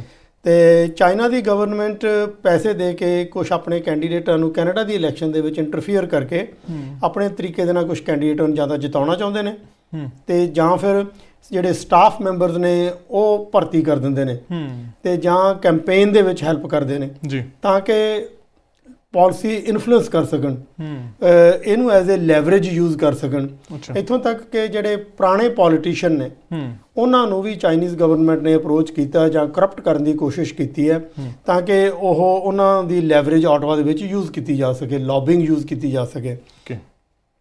ਜਿਹੜੇ ਕੈਂਪੇਨ ਦੇ ਵਿੱਚ ਕੰਮ ਕਰਦੇ ਨੇ ਸਟਾਫਰਸ, ਉਹਨਾਂ ਨੂੰ ਹੁਣ ਰੋਕ ਤਾਂ ਸਕਦੇ ਨਹੀਂ ਤੇ ਪਰ ਉਹਨਾਂ ਦੇ ਉੱਤੇ ਸਕਰੂਟਨੀ ਦੇ ਲਈ ਮੇਰੇ ਖਿਆਲ ਸੀਸਸ ਕਹਿ ਰਹੀ ਹੈ। ਪ੍ਰਧਾਨ ਮੰਤਰੀ ਨੇ ਅੱਜ ਬਿਆਨ ਦਿੱਤਾ ਹੈ ਕਿ ਚਾਈਨਾ ਤੇ ਬਾਕੀ ਦੇ ਦੇਸ਼ ਜਿਹੜੇ ਅਗਰੈਸਿਵਲੀ ਪਲੇ ਕਰਦੇ ਨੇ ਕੈਨੇਡਾ ਦੀ ਪੋਲਿਟਿਕਸ ਦੇ ਵਿੱਚ ਜਾਂ ਡੈਮੋਕ੍ਰੇਸੀਜ਼ ਨੂੰ ਅੰਡਰਮਾਈਨ ਕਰਨ ਦੇ ਲਈ, ਉਹਦੇ ਬਾਰੇ ਉਹਨਾਂ ਨੇ ਕਮੈਂਟ ਕੀਤਾ। ਤੇ ਵੈਸੇ ਜਿਹੜੀ ਇੰਟਰਫੇਰੈਂਸ ਹੈ ਇਹਦੇ ਲਈ ਐਕਸਪਰਟਸ ਨੇ ਇਹ ਕਿਹਾ ਕਿ ਕੈਨੇਡਾ ਦਾ ਜਿਹੜਾ ਐਸਪੀਓਨੇਜ ਤੇ ਕਾਊਂਟਰ ਇੰਟੈਲੀਜੈਂਸ ਲਾਜ਼ ਨੇ ਉਹ ਆਊਟਡੇਟਡ ਨੇ ਤੇ ਉਹਨਾਂ ਨੂੰ ਇਹ country China, Russia, Iran exploit ਕਰਨ ਦੀ ਕੋਸ਼ਿਸ਼ ਕਰਦੇ ਨੇ ਤੇ ਇਸ ਕਰਕੇ ਜਾਂ ਤਾਂ ਕਾਨੂੰਨ ਚੇਂਜ ਹੋਣੇ ਚਾਹੀਦੇ ਨੇ। ਘੁਸਪੈਠ ਕਰਨੀ ਸੌਖੀ ਹੈ, ਘੁਸਪੈਠ ਕਰਨੀ ਸੌਖੀ ਹੈ ਕਿਉਂਕਿ ਕਾਨੂੰਨ ਮਾੜਾ ਹੈ। ਈਵਨ ਇੱਥੋਂ ਤੱਕ ਕਿ ਸੀਸਸ ਨੇ ਚਾਈਨੀਜ਼ ਅੰਬੈਸੀ ਦੇ ਕਮਿਊਨੀਕੇਸ਼ਨ ਨੂੰ ਵੀ ਟੈਪ ਕੀਤਾ। ਅੱਛਾ ਜੀ, ਜਿਹੜੇ ਪੋਲੀਟੀਸ਼ੀਅਨਾਂ ਨਾਲ ਕਮਿਊਨੀਕੇਟ ਕਰਦੇ ਸੀ, that's how they found out ਕਿ ਇਹ ਇੰਟਰਫੇਰੈਂਸ ਹੈ। ਸੋ ਕਾਨੂੰਨ ਨੇ ਜਿਹੜੇ ਐਸਪੀਓਨੇਜ ਦੇ ਤੇ ਜਾਂ ਕਾਊਂਟਰ ਇੰਟੈਲੀਜੈਂਸ ਦੇ ਉਹ ਵੀਕ ਨੇ ਕੈਨੇਡਾ ਦੇ, ਉਹਨਾਂ ਨੂੰ ਸਟਰੋਂਗ ਕਰਨ ਦੀ ਲੋੜ ਹੈ। ਬਿਲਕੁਲ ਠੀਕ। ਹੁਣ ਅਸੀਂ ਥੋੜੀ ਜਿਹੀ ਕੈਨੇਡਾ ਦੇ ਯੰਗ ਬੱਚਿਆਂ ਦੀ ਗੱਲ ਕਰਨੀ ਹੈ। ਯੰਗ ਬੱਚਿਆਂ ਦੀ ਗੱਲ ਕੋਵਿਡ ਨਾਲ ਜੁੜੀ ਵੈਕਸੀਨ ਵਾਲੇ ਪੱਖ ਤੋਂ ਕਰਨੀ ਆ। ਜਿਹੜੀ ਗਿਣਤੀ ਦੱਸੀ ਜਾਂਦੀ ਹੈ ਗਰੇਵਾਲ ਸਾਹਿਬ, 5 ਸਾਲ ਤੇ ਘੱਟ ਬੱਚਿਆਂ ਨੇ ਜਿਨ੍ਹਾਂ ਨੇ ਵੈਕਸੀਨ ਲਵਾਈਆਂ ਨੇ, ਉਹ ਅੰਕੜਾ ਕਾਫੀ ਹੇਠਾਂ, ਕਾਫੀ ਥੋੜਾ ਹੈ, ਛੋਟਾ ਨੰਬਰ ਹੈ। ਇਹ ਕੀ ਵਜ੍ਹਾ ਇਹਦੀ? ਦੇਖੋ 4 ਮਹੀਨੇ ਪਹਿਲਾਂ ਤਕਰੀਬਨ ਕੈਨੇਡਾ ਦੇ ਵਿੱਚ 5 ਸਾਲ ਤੋਂ ਛੋਟੇ ਬੱਚਿਆਂ ਦੇ ਲਈ ਵੈਕਸੀਨੇਸ਼ਨ ਕੈਨੇਡਾ ਹੈਲਥ ਨੇ ਅਪਰੂਵ ਕੀਤੀ ਤੇ ਪੇਰੈਂਟਸ ਚੁਆਇਸ ਹੈ ਕਿਉਂਕਿ ਪੇਰੈਂਟਸ ਦੀ ਮਰਜ਼ੀ ਹੈ ਕਿ ਬੱਚਿਆਂ ਦੇ ਵੈਕਸੀਨੇਸ਼ਨ ਲਵਾਉਣੀ ਹੈ ਕਿ ਨਹੀਂ, ਬੱਚਿਆਂ ਨੂੰ ਤਾਂ ਪਤਾ ਨਹੀਂ ਤੇ ਉਹ ਨੰਬਰ ਬੜਾ ਘੱਟ ਆ। ਅਜੇ ਤੱਕ ਸਿਰਫ 7% ਬੱਚਿਆਂ ਨੇ, ਬੱਚਿਆਂ ਦੇ 5 ਸਾਲ ਤੋਂ ਘੱਟ ਉਮਰ ਵਾਲਿਆਂ ਦੇ ਉਹ ਵੈਕਸੀਨੇਸ਼ਨ ਲੱਗੀ ਹੈ ਪਹਿਲੀ ਡੋਜ਼। ਓਕੇ। ਜਿਨ੍ਹਾਂ ਦੇ 2 ਡੋਜ਼ਾਂ ਲੱਗ ਚੁੱਕੀਆਂ ਨੇ ਉਹਨਾਂ ਦੀ ਗਿਣਤੀ ਉਦੋਂ ਵੀ ਘੱਟ ਆ, ਸਿਰਫ 1%। ਓਕੇ। ਜਿਹੜੇ ਬੱਚੇ ਐਲੀਜੀਬਲ ਨੇ, ਜਦ ਕਿ ਅਡਲਟਸ ਦੇ ਵਿੱਚ ਜਿਹੜੀ ਵੈਕਸੀਨੇਸ਼ਨ ਲੱਗੀ ਹੈ ਕੈਨੇਡਾ ਦੇ ਵਿੱਚ 86.9% ਲੱਗੀ ਹੈ 5 ਸਾਲ ਤੋਂ ਉੱਪਰ ਵਾਲਿਆਂ ਲਈ ਤੇ ਪਹਿਲੀ ਡੋਜ਼। ਜਿਨ੍ਹਾਂ ਨੇ 2 ਡੋਜ਼ਾਂ ਲਵਾ ਲਈਆਂ 5 ਸਾਲ ਤੋਂ ਉੱਪਰ ਉਹਨਾਂ ਦੀ ਗਿਣਤੀ ਹੈ 84%। ਓਕੇ। ਸੋ ਇੱਕ ਪਾਸੇ ਤਾਂ ਅਡਲਟਸ ਲਵਾ ਰਹੇ ਨੇ ਵੈਕਸੀਨੇਸ਼ਨ ਤੇ ਬੱਚਿਆਂ ਦੇ ਲਵਾ ਨਹੀਂ ਰਹੇ, ਜਦ ਕਿ ਬੱਚਿਆਂ ਦੀ ਜਿਹੜੀ ਬਾਕੀ ਆਰਡੀਨਰੀ ਯੂਜੂਅਲ ਵੈਕਸੀਨੇਸ਼ਨਸ ਨੇ ਹੋਰ ਚੀਜ਼ਾਂ ਦੀਆਂ, ਉਹਨਾਂ ਦੇ ਵਿੱਚ ਕੈਨੇਡਾ ਦੇ ਵਿੱਚ 80% ਬੱਚਿਆਂ ਦੇ ਉਹ ਵੈਕਸੀਨੇਸ਼ਨ ਘੱਟੋ ਘੱਟ ਲੱਗਦੀ ਹੈ। ਓਕੇ। ਸੋ ਜੇ ਬਾਕੀ ਦੀਆਂ ਵੈਕਸੀਨੇਸ਼ਨ 80% 'ਚ ਲੱਗ ਜਾਂਦੀਆਂ ਤਾਂ ਕੋਵਿਡ ਦੀ ਵੈਕਸੀਨੇਸ਼ਨ 7% ਬੱਚਿਆਂ 'ਚ ਲੱਗੀ ਹੈ, ਤਾਂ ਸਮਥਿੰਗ ਇਜ਼ ਰੋਂਗ ਸਮਵੇਅਰ। ਬਿਲਕੁਲ ਇਹ ਰੋਂਗ, ਮਤਲਬ ਡਰ ਮੁੱਕ ਗਿਆ ਹੁਣ ਲੋਕਾਂ ਦੇ ਵਿੱਚੋਂ ਜਾਂ ਫਿਰ ਗਵਰਨਮੈਂਟ ਅਵੇਅਰ ਨਹੀਂ ਕਰ ਸਕੀ, ਅਵੇਅਰ ਕਰਾਉਣ ਦੇ ਵਿੱਚ ਕਾਮਯਾਬ ਨਹੀਂ ਰਹੀ? ਕਈ ਕਾਰਨ ਨੇ। ਇੱਕ ਤਾਂ ਇਹ ਕਿ ਮੇਰਾ ਖਿਆਲ ਹੈ ਜਿਹੜੀ ਫਰਦਰ ਡੋਜ਼ਸ ਆਈਆਂ ਕੋਵਿਡ ਦੀਆਂ, ਬਹੁਤ ਅਡਲਟਸ ਨੇ ਉਹ ਵੀ ਨਹੀਂ ਲਵਾਈਆਂ, ਉਹਨਾਂ ਨੂੰ ਇਹ ਲੱਗਣ ਲੱਗ ਗਿਆ ਕਿ ਸਾਰਾ ਕੁਝ ਠੀਕ ਠਾਕ ਆ ਹੁਣ। ਪੇਰੈਂਟਸ ਵੀ ਕੰਪਲੇਸੈਂਟ ਹੋ ਗਏ, ਲੋਕ ਵੀ ਕੰਪਲੇਸੈਂਟ ਹੋ ਗਏ। ਜਦੋਂ ਤੱਕ ਕੋਵਿਡ ਦਾ ਪੂਰਾ ਜ਼ੋਰ ਸੀ ਲੋਕ ਹੱਥ ਨਹੀਂ ਸੀ ਮਿਲਾਉਂਦੇ, ਸਾਰੇ ਮਾਸਕਾਂ ਪਾ ਕੇ ਕਿਸੇ ਚੀਜ਼ ਨੂੰ ਟੱਚ ਨਹੀਂ ਸੀ ਕਰਦੇ ਤੇ ਸੋਸ਼ਲ ਡਿਸਟੈਂਸ ਰੱਖਦੇ ਸੀ ਵਗੈਰਾ ਵਗੈਰਾ, ਸਾਰੀਆਂ ਚੀਜ਼ਾਂ ਫੋਲੋ ਕਰਦੇ ਸੀ। ਗਰੋਸਰੀ ਲਿਆ ਕੇ 4-4 ਦਿਨ ਪਾਸੇ ਰੱਖ ਛੱਡਣੀ ਜੀ, ਹੱਥ ਨਹੀਂ ਲਾਉਣਾ ਉਹਨੂੰ, ਪਿੱਛੇ ਜਿਹੜਾ ਵਾਇਰਸ ਆਂਦੇ 72 ਘੰਟਿਆਂ 'ਚ ਮਰ ਜੂਗਾ ਤੇ ਫੇਰ ਹੀ ਹੱਥ ਲਾਵਾਂਗੇ। ਬਿਲਕੁਲ ਇੱਦਾਂ ਦੀਆਂ ਬਹੁਤ ਪ੍ਰੀਕਾਸ਼ਨਸ ਲੋਕਾਂ ਨੇ ਲਈਆਂ, ਪਰ ਹੁਣ ਲੋਕ ਕੰਪਲੇਸੈਂਟ ਹੋ ਗਏ। ਹੁਣ ਨਾ ਸੋਸ਼ਲ ਡਿਸਟੈਂਸ ਨਾ ਕੋਈ ਹੋਰ ਚੀਜ਼, ਹਾਲਾਂਕਿ ਫਲੂ ਦਾ ਸੀਜ਼ਨ ਚੱਲ ਰਿਹਾ ਤੇ ਇਸ ਵਾਰੀ ਫਲੂ ਦਾ ਸੀਜ਼ਨ ਪਹਿਲਾਂ ਨਾਲੋਂ ਵੀ ਜ਼ਿਆਦਾ ਕੰਪਲੀਕੇਟਡ ਹੈ ਕਿਉਂਕਿ ਵਾਇਰਸ ਹਾਈਬ੍ਰਿਡ ਬਣ ਚੁੱਕੀ ਹੈ ਕੋਵਿਡ ਦੇ ਨਾਲ ਤੇ ਰੈਸਪੀਰੇਟਰੀ ਤੇ ਦੂਸਰੀ ਵਾਇਰਸ ਕੰਬਾਈਨ ਕਰਕੇ ਇੰਪੈਕਟ ਪਾ ਰਹੀ ਹੈ। ਉਧਰੋਂ ਚਾਈਨਾ ਦੇ ਪੱਖੋਂ ਕੋਈ ਵਧੀਆ ਖਬਰ ਨਹੀਂ ਆ ਰਹੀ। ਚਾਈਨਾ ਦੇ ਵਿੱਚ ਪਿਛਲੇ 6 ਮਹੀਨਿਆਂ ਦੇ ਇਸ ਵਾਰੀ ਸਾਰਿਆਂ ਨਾਲੋਂ ਵੱਧ ਜ਼ਿਆਦਾ ਜਿਹੜਾ ਕੇਸ ਦਾ ਰੇਟ ਆਇਆ, 7450 ਨਵੇਂ ਕੇਸਿਸ ਰਿਪੋਰਟ ਹੋਏ ਨੇ ਚਾਈਨਾ ਦੇ ਵਿੱਚ। ਧੋਖਾ ਇਸ ਦੇਸ਼ ਨੂੰ ਪ੍ਰੈਡਿਕਟ ਕਰਨਾ ਨਾ, ਤੁਹਾਨੂੰ ਸਮਝ ਨਹੀਂ ਲੱਗ ਸਕਦੀ ਗੱਲ ਸਹੀ ਹੈ ਕਿ ਗਲਤ ਹੈ, ਕਿੰਨੀ ਗੱਲ ਦੱਸਣੀ ਹੈ ਕਿੰਨੀ ਨਹੀਂ ਦੱਸਣੀ। ਹੁਣ ਲੋਕਾਂ ਨੂੰ ਉਹ ਡਰਾ ਰਹੇ ਨੇ ਕਿ ਚਾਈਨਾ ਦੇ ਵਿੱਚ ਕੋਵਿਡ ਦੇ ਨਾਲ ਤਕਰੀਬਨ 5000 ਮੌਤਾਂ ਹੋਈਆਂ ਸਿਰਫ, ਤੇ ਜਦ ਕਿ ਅਮਰੀਕਾ 'ਚ 1 ਮਿਲੀਅਨ ਹੋਈਆਂ। ਇਸ ਕਰਕੇ ਲੋਕਾਂ ਨੂੰ ਡਰਾ ਕੇ ਲੋਕਾਂ ਦੇ ਉੱਤੇ ਜ਼ੀਰੋ ਕੋਵਿਡ ਪਾਲਿਸੀ ਇੰਪਲੀਮੈਂਟ ਹੋ ਰਹੀ ਹੈ ਬਾਈ ਫੋਰਸ। ਤੇ ਲੋਕਾਂ ਨੂੰ ਕਈ ਜਗ੍ਹਾ ਤੇ 3-3 ਮਹੀਨੇ ਹੋ ਗਏ ਲੋਕਡਾਊਨ ਹੋਏ ਨੂੰ। ਲੋਕੀ ਲੋਕਡਾਊਨ ਦੇ ਵਿੱਚ ਨੇ, ਜੇ ਬਾਹਰ ਨਿਕਲਦੇ ਨੇ ਉਹਨਾਂ ਨੂੰ ਅਰੈਸਟ ਕਰਦੇ ਨੇ, ਦੁਰਵਿਹਾਰ ਕਰਦੇ ਨੇ। ਕੱਲ ਵੀ ਕੁਝ 7 ਬੰਦਿਆਂ ਨੂੰ ਉਹਨਾਂ ਨੇ ਅਰੈਸਟ ਵੀ ਕੀਤਾ। ਤੇ ਚਾਈਨਾ ਦੇ ਵਿੱਚ ਜਿਹੜੇ ਇੰਨਾ ਜ਼ਿਆਦਾ ਨੰਬਰ ਆਇਆ, ਇਹਦੇ ਵਿੱਚ ਗੋਂਗਜ਼ੋ ਤੇ ਸ਼ਿਨਜਿਆਂਗ ਇਹ ਜ਼ਿਆਦਾ ਪ੍ਰੋਵਿੰਸਿਸ ਨੇ ਜਿੱਥੇ ਇਹ ਦੁਆਰਾ ਕੋਵਿਡ ਦੇ ਫੈਲਣ ਦੇ ਅਸਾਰ ਨਜ਼ਰ ਆਏ ਨੇ ਜੀ। ਸੋ ਇਸ ਕਰਕੇ ਇਹ ਵੀ ਇੱਕ ਦੁਨੀਆ ਦੇ ਲਈ ਇੱਕ ਚਿੰਤਾ ਦਾ ਵਿਸ਼ਾ ਬਣ ਸਕਦਾ ਕਿ ਉਧਰੋਂ ਵਿੰਟਰ ਸ਼ੁਰੂ ਹੋ ਰਹੀਆਂ ਤੇ ਉਧਰੋਂ ਕੋਵਿਡ ਚਾਈਨਾ ਦੇ ਵਿੱਚ ਵੱਧ ਰਹੀ ਹੈ ਕਿ ਇੱਧਰ ਆ ਰਹੀ ਹੈ। ਇਸ ਕਰਕੇ ਇਤਿਹਾਦ ਦੀ ਜ਼ਰੂਰਤ ਹੈ। ਬਿਲਕੁਲ ਜੀ, ਇਤਿਹਾਦ ਵਰਤਣਾ ਬਹੁਤ ਜ਼ਰੂਰੀ ਹੈ। ਹਾਂਜੀ। ਅੱਛਾ, ਅਗਲੀ ਗੱਲ COP27। COP ਤੋਂ ਭਾਵ ਕਈਆਂ ਨੂੰ ਹੁਣ ਇਹੀ ਆ ਜਾਂਦਾ ਕਿ ਬਈ ਪੁਲਿਸ ਵਾਲੇ ਦੀ ਗੱਲ ਕੋਈ ਕਰਨ ਲੱਗੇ ਜਾਂ ਕੋਈ ਪੁਲਿਸ ਵਾਲੇ ਨੂੰ ਮਾਨਤਾਨ ਮਿਲਿਆ ਨਹੀਂ। ਇਹ ਜਿਹੜੀ conference of the parties Egypt ਦੇ ਵਿੱਚ ਹੋ ਰਹੀ ਉਹਦੀ ਗੱਲ ਕਰਨੀ ਆ। ਹਾਂਜੀ। ਐਨਵਾਇਰਨਮੈਂਟ ਮੇਨ ਮੁੱਦਾ ਉੱਥੋਂ ਦਾ ਰੱਖਿਆ ਗਿਆ ਜੀ। ਹਾਂਜੀ, COP ਦਾ ਮਤਲਬ ਹੈ conference of the parties of United nation ਦੀਆਂ ਜਿਹੜੀ ਐਨਵਾਇਰਨਮੈਂਟ ਨਾਲ ਰਿਲੇਟਡ ਨੇ। ਸੋ COP26 ਆਪਾਂ ਪਿਛਲੀ ਵਾਰੀ ਜਦੋਂ ਡਿਸਕਸ਼ਨ ਕੀਤੀ ਸੀ ਉਸ ਟਾਈਮ ਤੇ ਗਲਾਸਗੋ 'ਚ ਹੋਇਆ ਸੀ ਸਕਾਟਲੈਂਡ ਦੇ ਵਿੱਚ। ਤੇ ਹੁਣ COP27 ਹੈ ਜਿਹੜਾ ਇਹ ਇਜਿਪਟ 'ਚ ਹੋ ਰਿਹਾ। ਸ਼ਹਿਰ ਦਾ ਨਾਮ ਸ਼ਾਰਮ ਸ਼ੇਖ। ਸਾਲ ਹੋ ਗਿਆ ਹੈ। ਹਾਂਜੀ, ਸ਼ਾਰਮ ਸ਼ੇਖ ਦੇ ਵਿੱਚ 200 ਦੇ ਕਰੀਬ ਕੰਟਰੀ ਪਾਰਟਿਸਿਪੇਟ ਕਰ ਰਹੇ ਨੇ। ਕੁਛ ਇਸ ਚੀਜ਼ ਦੇ ਨਾਲ ਲੋਕੀ ਚਿੰਤਾਧਰ ਵੀ ਨੇ ਕਿ ਉੱਥੇ ਅਸੀਂ ਹੋਪ ਲੈ ਕੇ ਜਾਈਏ ਕਿ ਜਾਂ ਕੈਟਾਸਟ੍ਰੋਫੀ ਹੋ ਰਹੀ ਹੈ ਉਹਦੀ ਚਿੰਤਾ ਲਈਏ, ਉਮੀਦ ਲਈਏ ਕਿ ਚਿੰਤਾ ਕਰੀਏ। ਤਕਰੀਬਨ 100 ਬਿਲੀਅਨ ਦੇ ਕਰੀਬ ਜਿਹੜੇ ਨੇ ਪਲੇਜਸ ਉਹ ਫਿਰ ਦੁਆਰਾ ਅਨਾਉਂਸ ਕੀਤੇ ਗਏ ਨੇ। ਮੈਂ COP26 ਇਸ ਕਰਕੇ ਮੈਂਸ਼ਨ ਕੀਤੀ ਹੈ ਕਿ COP26 ਦੇ ਵਿੱਚ ਜੋ ਅਨਾਉਂਸਮੈਂਟਾਂ ਕੀਤੀਆਂ ਗਈਆਂ, ਜੋ ਪਲੇਜਸ ਕੀਤੇ ਗਏ, ਉਹਨਾਂ 'ਤੇ ਐਕਸ਼ਨ ਕੋਈ ਵੀ ਨਹੀਂ ਹੋਇਆ। ਇਸ ਕਰਕੇ ਈਵਨ ਐਨਵਾਇਰਨਮੈਂਟਲਿਸਟ ਜਾਂ ਐਕਟਿਵਿਸਟ ਗ੍ਰੇਟਾ ਥਨਬਰਗ ਉਹ ਵੀ ਨਹੀਂ ਉੱਥੇ ਜਾ ਰਹੀ ਇਸ ਵਾਰੀ ਕਿਉਂਕਿ ਉਹ ਵੀ ਡਿਸਅਪੁਆਇੰਟਡ ਹੈ। ਯੂਰਪ ਦੇ ਵਿੱਚ ਕਈ ਜਗ੍ਹਾ ਤੇ ਆਰਟ ਦੇ ਉੱਤੇ ਪੇਂਟਿੰਗਸ ਦੇ ਉੱਤੇ ਪੇਂਟ ਡੋਲਿਆ ਗਿਆ ਜਾਂ ਕੋਈ ਚੀਜ਼ਾਂ ਡੋਲ ਕੇ ਉਹਨਾਂ ਨੂੰ ਖਰਾਬ ਕੀਤਾ ਗਿਆ। ਐਕਟਿਵਿਸਟ ਨੇ ਆਪਦੇ ਹੱਥਾਂ ਨੂੰ ਗਲੂ ਲਾ ਕੇ ਪੇਂਟਿੰਗ ਦੇ ਨਾਲ ਆਪਣੇ ਆਪ ਨੂੰ ਜੋੜ ਲਿਆ ਪ੍ਰੋਟੈਸਟ ਕਰਨ ਦੇ ਲਈ। ਦੁਨੀਆ ਦੇ ਵਿੱਚ ਅਪਸੈਟ ਬਹੁਤ ਲੋਕ ਨੇ ਪਰ ਗਵਰਨਮੈਂਟਾਂ ਵੱਲੋਂ ਐਕਸ਼ਨ ਹੈ ਜਿਹੜਾ ਉਹ ਸੋਲਿਡ ਨਹੀਂ ਲਿਆ ਜਾ ਰਿਹਾ। ਇਹ ਉਮੀਦ ਮਤਲਬ ਗੈਸ ਕੀਤਾ ਜਾ ਰਿਹਾ ਕਿ $525 ਬਿਲੀਅਨ ਦਾ ਕਲਾਈਮੇਟ ਚੇਂਜ ਦੀ ਵਜ੍ਹਾ ਕਰਕੇ ਦੁਨੀਆ 'ਚ ਇੱਕ ਸਾਲ 'ਚ ਨੁਕਸਾਨ ਹੁੰਦਾ। ਅੱਛਾ, ਜਿਸ ਤਰ੍ਹਾਂ ਪਾਕਿਸਤਾਨ ਦੇ ਵਿੱਚ ਇੰਨਾ ਫਲੱਡ ਆਇਆ ਜਾਂ ਫਲੱਡਸ ਨੂੰ, ਹਰੀਕੇਨਸ ਨੂੰ, ਟੋਰਨੇਡੋ ਨੂੰ, ਅੱਗਾਂ ਲੱਗਣ ਨੂੰ, ਠੰਡ ਨੂੰ, ਇਹਨਾਂ ਚੀਜ਼ਾਂ ਨੂੰ এনवायरमेंट ਦੇ ਚੇਂਜ ਦੇ ਨਾਲ ਜੋੜਿਆ ਜਾਂਦਾ। ਤੇ ਜਿਹੜੇ ਡਿਵੈਲਪਿੰਗ ਕੰਟਰੀਜ਼ ਨੇ ਉਹ ਇਸ ਵੇਲੇ ਹੋਰ ਐਕਸਾਈਟ ਹੋਏ ਨੇ ਤੇ ਮੰਗ ਰਹੇ ਨੇ ਕੰਪਨਸੇਸ਼ਨ ਡਿਵੈਲਪਡ ਕੰਟਰੀਆਂ ਤੋਂ ਕਿਉਂਕਿ ਕੁਝ ਕੰਟਰੀ ਨੇ ਦੁਨੀਆ ਦੇ ਜਿਹੜੇ ਜ਼ਿਆਦਾ ਐਮਿਟ ਕਰਦੇ ਨੇ ਗ੍ਰੀਨ ਹਾਊਸ ਗੈਸਸ।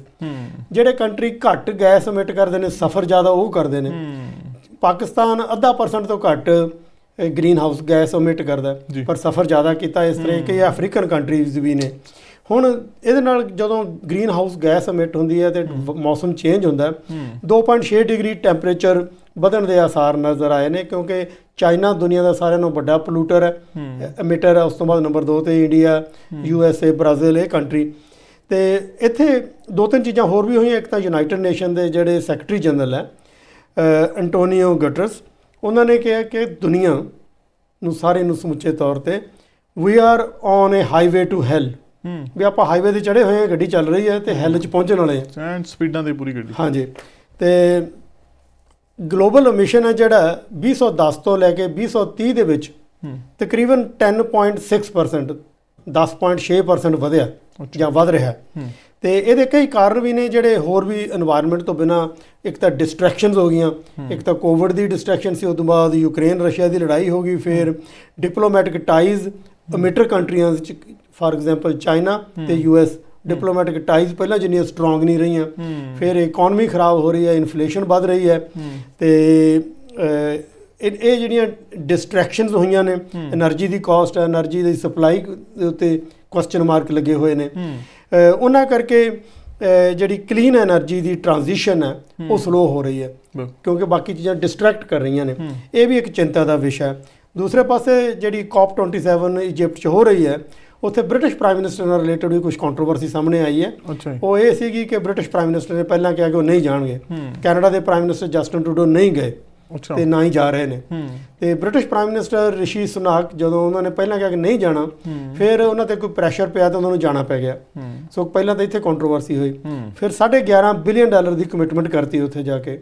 ਫਿਰ ਉਸ ਤੋਂ ਬਾਅਦ ਕੁਝ ਹੋਰ ਘਟਨਾ ਵਾਪਰੀ ਕਿ ਸਟੇਜ ਦੇ ਉੱਤੋਂ ਇੱਕਦਮ ਤੇਜ਼ੀ ਨਾਲ ਉਹਨਾਂ ਨੂੰ ਜਾਂਦੇ ਦੇਖਿਆ ਗਿਆ। ਪਿੱਛੇ ਉਹਨਾਂ ਦਾ ਸਟਾਫ ਦੌੜ ਰਿਹਾ ਤੇ ਉਹ ਵੀ ਆਲਮੋਸਟ ਦੌੜੇ ਜਾ ਰਹੇ ਨੇ। ਫਿਰ ਉਹਨਾਂ ਦੇ ਸਟਾਫ ਨੇ ਕੁਝ ਕਿਹਾ ਤਾਂ ਉਹ ਫਿਰ ਵੀ ਨਹੀਂ ਰੁਕੇ ਤੇ ਉਹ ਬਾਹਰ ਚਲੇ ਗਏ। ਉਸ ਤੋਂ ਬਿਨਾਂ ਉਹਨਾਂ ਨੇ ਕੋਈ ਬਾਇਲੈਟਰਲ ਮੀਟਿੰਗ ਕੀਤੀਆਂ ਨੇ ਕਈ ਵਰਲਡ ਦੇ ਲੀਡਰਾਂ ਨਾਲ। ਤੇ ਉਸ ਤੋਂ ਬਾਅਦ ਜਦੋਂ ਫੋਟੋ ਹੋਣੀ ਸੀ ਸਾਰੇ ਲੀਡਰਸ ਦੀ, ਤਾਂ ਉਹਦੇ 'ਚ ਕਈ ਲਾਈਨਾਂ ਸੀਗੀਆਂ ਕਿਉਂਕਿ 200 ਕੰਟਰੀਆਂ ਦੇ ਪ੍ਰਾਈਮ ਮਿਨਿਸਟਰ ਪ੍ਰੈਜ਼ੀਡੈਂਟ ਆਏ ਹੋਏ ਨੇ ਲੀਡਰ। ਤੇ ਰਿਸ਼ੀ ਸੁਨਾਕ ਬਿਲਕੁਲ ਲਾਸਟ ਰੋ ਦੇ ਵਿੱਚ ਕਾਰਨਰ 'ਚ ਖੜੇ ਦਿਖਾਈ ਦਿੱਤੇ ਨੇ। ਉਹਨਾਂ ਨੂੰ ਕਿਸੇ ਨੇ ਇਹ ਨਹੀਂ ਕਿਹਾ ਕਿ ਤੁਸੀਂ ਮੂਹਰੇ ਆਓ, ਜਦ ਕਿ ਯੂਕੇ ਲਾਸਟ ਈਅਰ ਯੂਕੇ ਦੇ ਵਿੱਚ ਇਹ ਕਾਨਫਰੰਸ ਹੋਈ ਸੀ, ਜੋ ਪ੍ਰਾਈਮ ਮਿਨਿਸਟਰ ਜੌਨਸਨ ਬਿਲਕੁਲ ਮੂਹਰੇ ਖੜੇ ਸੀ, ਬੋਰਿਸ ਜੌਨਸਨ ਪਿਛਲੀ ਵਾਰੀ। ਤੇ ਇਸ ਵਾਰੀ ਉਹ ਪਿਛਲੇ ਪਾਸੇ ਅਖੀਰਲੀ ਰੋਜ਼ ਖੜੇ ਨੇ। ਆਪੋਜ਼ਿਟ ਕਾਰਨਰ ਦੇ ਵਿੱਚ ਪਾਕਿਸਤਾਨ ਦੇ ਪ੍ਰਾਈਮ ਮਿਨਿਸਟਰ ਸ਼ਹਿਬਾਜ਼ ਸ਼ਰੀਫ ਖੜੇ ਸੀ। ਸੋ ਜਿਹੜੇ ਬਾਕੀ ਦੇ ਸਾਥੀ ਆਲੇ ਦੁਆਲੇ ਖੜੇ ਸੀ ਤਾਂ ਉਹ ਕੰਟਰੀ ਸੀ ਜਿਹੜੇ ਬਹੁਤ ਘੱਟ ਇਨਫਲੂਐਂਸ਼ੀਅਲ ਨੇ।